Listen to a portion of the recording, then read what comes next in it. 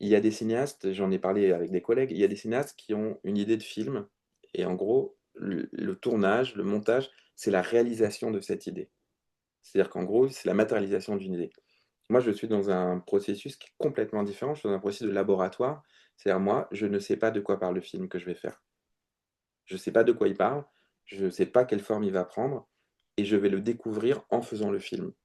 C'est sans doute pour ça aussi que c'est très compliqué à financer, mais moi je fais un film pour découvrir quelque chose. Je fais pas un film pour montrer quelque chose que je sais déjà. Je j'arrive pas à raisonner comme ça. Je questionne le monde, j'essaye de comprendre le monde, j'essaye de comprendre les choses et la caméra est mon moyen d'essayer de comprendre le monde.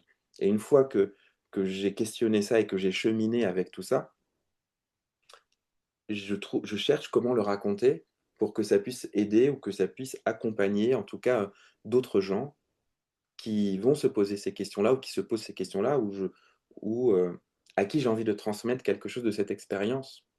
Donc bien sûr que le spectateur, il chemine dans un film. Moi, je suis persuadé qu'un spectateur, il n'est pas le même entre le début et la fin du film parce qu'il va vivre une expérience, il va vivre des émotions, il va vivre un cheminement.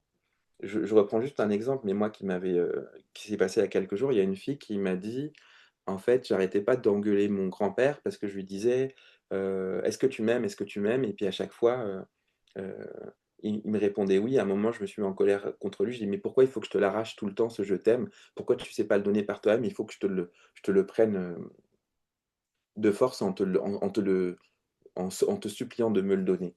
Et elle me dit, son grand-père ce soir-là a fait un AVC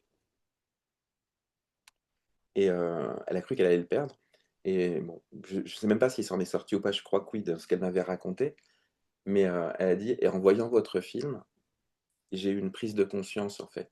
J'ai compris qu'en fait, il y a plein de manières de dire "je t'aime" et que moi je la cherchais, à travers des mots et lui, en fait, bah, il m'aimait, mais par sa présence, parce qu'il était là».